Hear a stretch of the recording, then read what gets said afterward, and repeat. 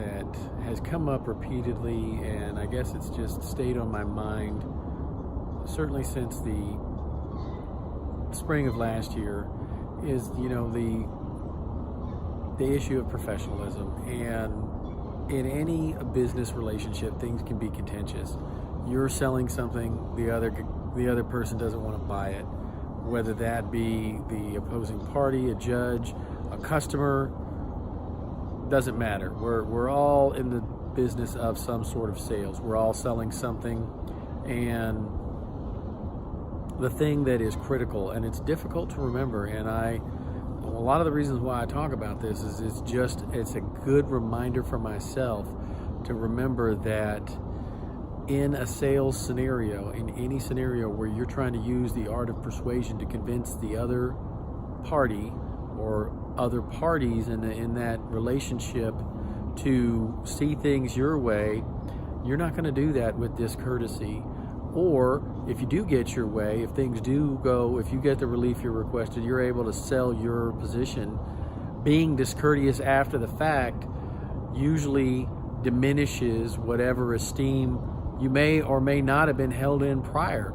So, at the end of the day, when you're taping up the gloves or taking off the tape and you're in the locker room, you got to remember that the other people who you're looking around at in that locker room are probably going to be in your profession. They're your peers. Realtors, attorneys, car salesmen, insurance salesmen. Yes, they're all your competitors, but they're also your peers. They're the people who are going to nominate you for Realtor of the Year, best small business person, best, super lawyer, what have you. These are the people whose respect and professional esteem you want to be held in. And being discourteous after a fight, whether that fight went your way or not, is not a way to endear you or your business or your business model to those folks. So again, this talk is really just as much for me as it is for anyone else. I like to remind myself about this because there have been times I know that I have fallen short of that mark, and that's a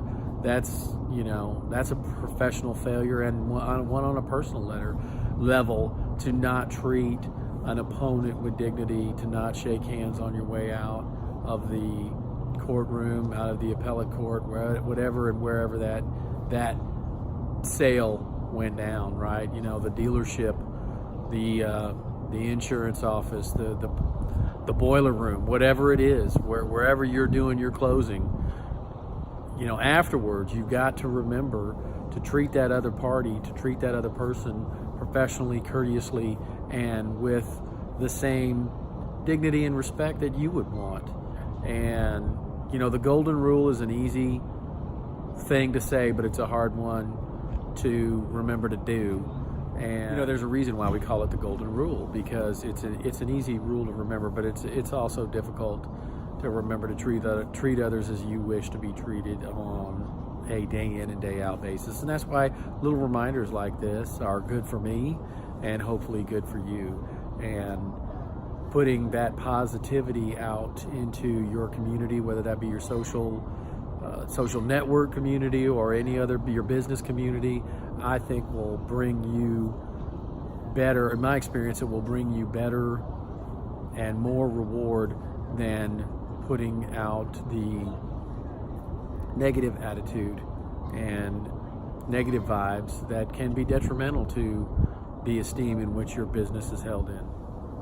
So in closing on this thought of professionalism, here's a real simple concept. It's not even mine. It's something I stumbled across on one of my social media friends' platforms, and I thought it was brilliant. And that is, be mindful of the content you're consuming. Your mind is not a garbage truck, so don't fill it up with trash.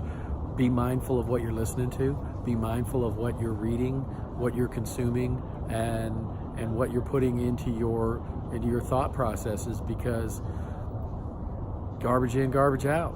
If you're consuming unhealthy things, if you're drinking a lot of sugary drinks, chances are you're going to get cavities.